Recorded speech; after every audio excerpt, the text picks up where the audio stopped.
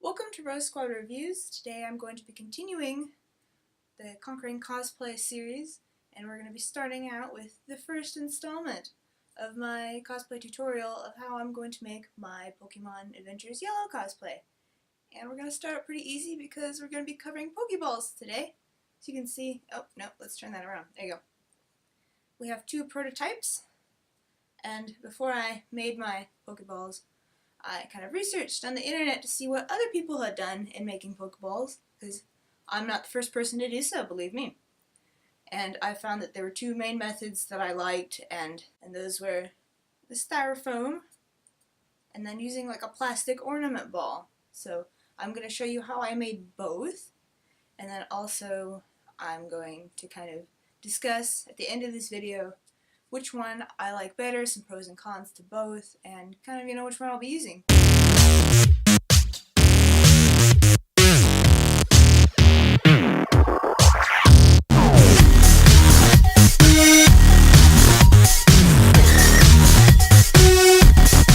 we're going to start off with the plastic option.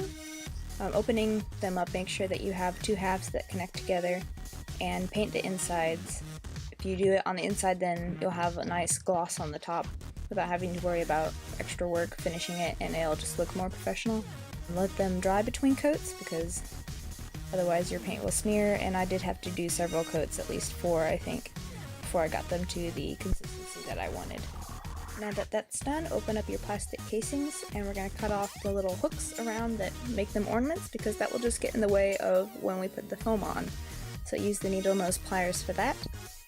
And using your foam, you're also going to want to cut out 3 circles for each of your Pokeballs.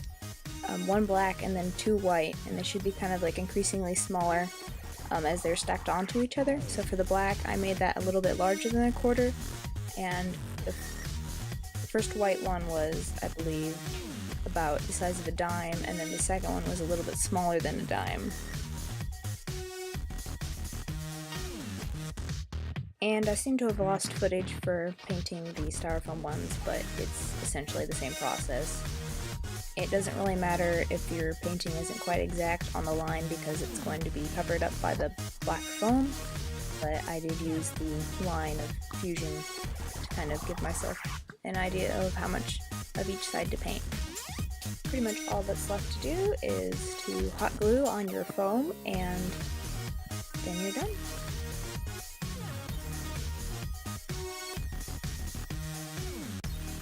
One of the advantages to the styrofoam version is that the paint dries much faster. So I figured out I could probably get about like 2 coats in per 1 coat to the plastic one. The disadvantage to this one is that it's a little bit big for like the piece of foam that I had purchased. So don't tell anybody, but there's actually like, I had to insert a little thingy in the back. The other advantage to this one is that you can throw it and not have to worry about it breaking in half, because it's just a solid piece of styrofoam and it's pretty sturdy. That being said, I think the plastic one is the one I'm going to go with. I just really like the way it looks. Just like the whole shiny thing gets me inside better than like the matte version over here. And then also you can kind of still see lots of the flaws. There's some dents in the styrofoam, and then the texture is still very obvious. This is just more of a smooth, finished, polished look that I appreciated more. And it just looks really professional, if I do say so myself, and I'm quite pleased with it. Obviously I mentioned the paint takes a little bit longer to dry. Plenty of time for Netflix in there, guys. I also don't throw these around because you don't know what's going to happen if they collide with the wall or the floor. They could break, and then all your hard work will be lost. So I hope you enjoyed this tutorial, and look forward to the rest of the tutorials that are going to be coming out as I try and make stuff.